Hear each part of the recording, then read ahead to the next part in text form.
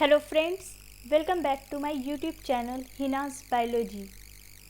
Today we will learn about the second chapter of class 8, that is microorganisms.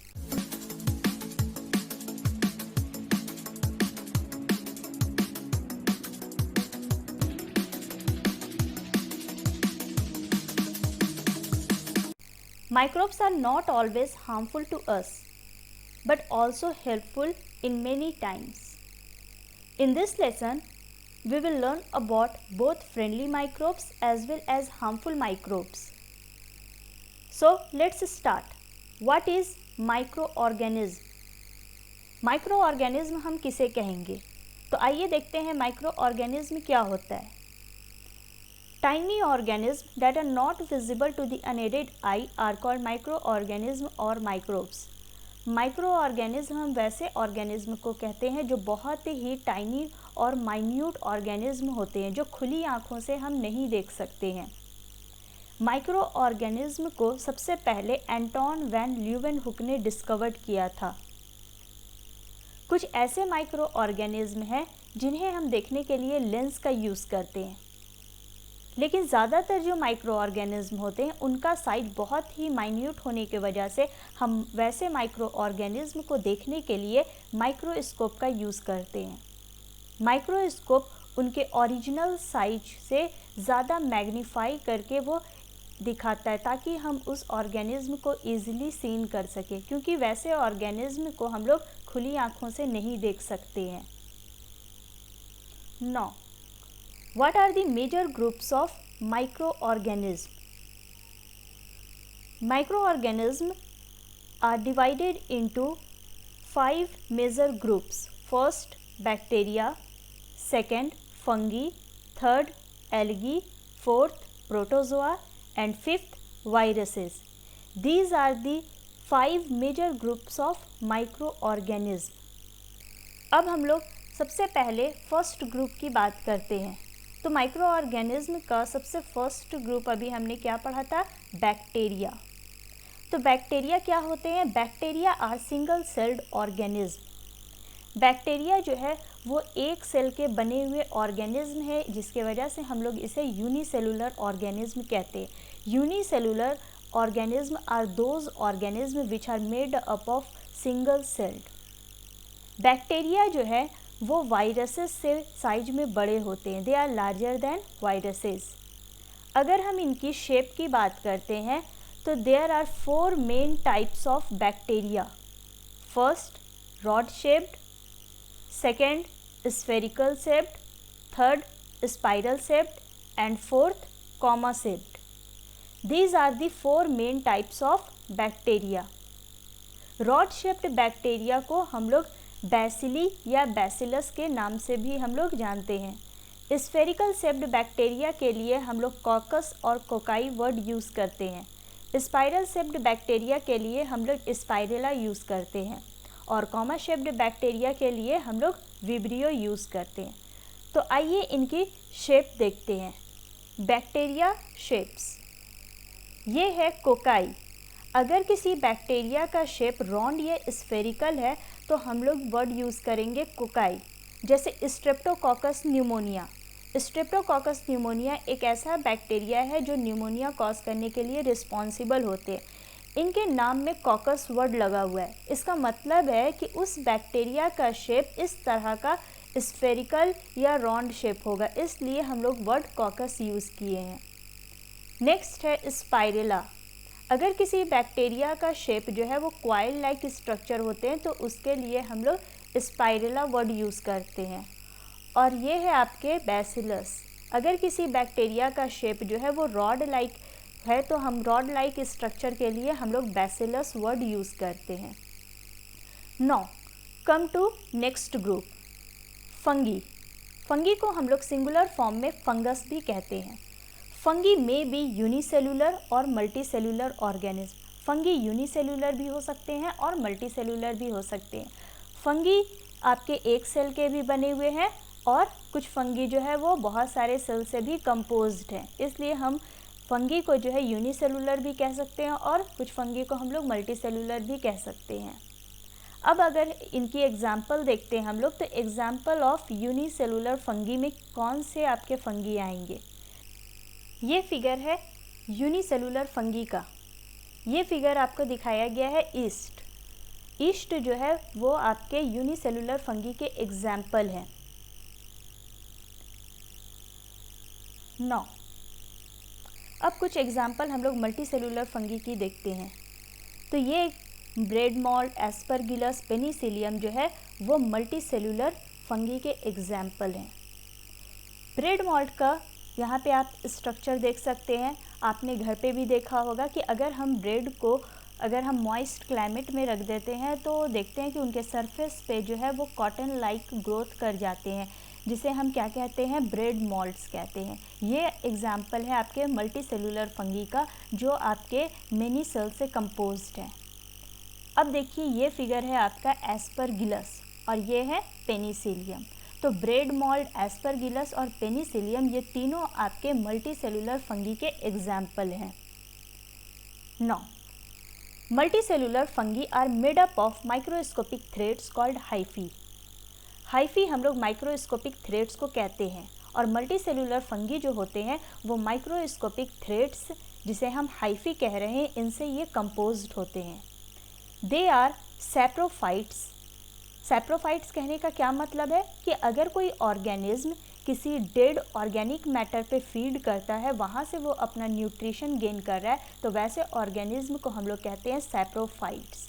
तो fungi भी जो है वो आपके सैप्रोफाइटिक नेचर शो करते हैं, वो आपके डेड डिकेइंग ऑर्गेनिक मैटर पे फीड करते हैं, इसलिए ये सैप्रोफाइट्स कैटेगरी में आते हैं। यहाँ पे हम लोग सैप्रोफाइट्स का एग्जाम्पल ले सकते हैं मशरूम। मशरूम जो है वो आपके सैप्रोफाइटिक नेचर शो करते हैं। सम फंगी आर पैरासाइट्स। कुछ फंगी जो है वो पैरासाइटिक नेचर भी शो करते हैं। पैरासाइट हम वैसे ऑर्गेनिज्म को कहते हैं जो किसी होस्ट बॉडी के अंदर रहता है और वहाँ से वो अपना फूड गेन करता है।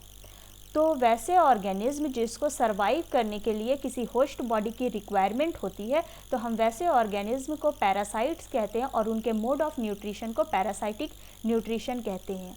तो फंगी जो है वो सैप्रोफाइट्स भी हो सकते हैं और फंगी जो है वो पैरासाइट्स नेचर के भी हो सकते हैं। 9 come to third group. Third group is algae. Algae को हम लोग सिंगुलर फॉर्म में एल्गा भी कहते हैं। एल्गी आर यूनिसेलुलर और मल्टीसेलुलर ऑर्गेनिज्म। एल्गी भी आपके यूनिसेलुलर भी हो सकते हैं और मल्टीसेलुलर ऑर्गेनिज्म भी हो सकते हैं। Some example of unicellular and multicellular organism are first Chlamydomonas, second Spirogyra and third Fucus। ये कुछ एग्जाम्पल है यूनिसेलुलर और मल्टीसेलुलर एल्गी का। क्लेमाइडोमोनास, स्पाइरोगायरा और फ्यूकस जो है वो एल्गी कैटेगरी में आते हैं। ये यूनिसेलुलर और मल्टीसेलुलर दोनों हो सकते हैं। Now, they are autotrophic in nature.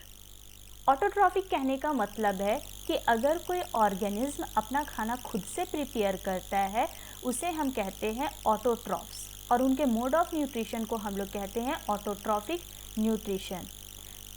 तो एल्गी जो है वो आपका खुद से खाना प्रिपेयर करने के लिए ये कैपेबल होते हैं। ये ग्रीन ऑर्गेनिज्म है, इनके पास क्लोरोफिल प्रेजेंट होता है जिनके वजह से ये अपना खाना खुद से प्रिपेयर कर सकते हैं।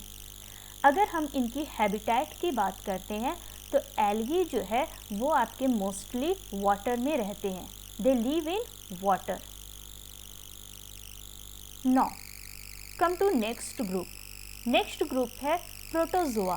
प्रोटोजोआ को हम लोग सिंगुलर फॉर्म में प्रोटोजोअन भी कहते हैं। Protozoa are unicellular animals. इनमें जितने भी ऑर्गेनिज्म आते हैं वो आपके सिंगल सेल के बने हुए होते हैं, इसलिए हम ऐसे ऑर्गेनिज्म को यूनिसेलुलर ऑर्गेनिज्म कहते हैं। They are heterotrophic in nature.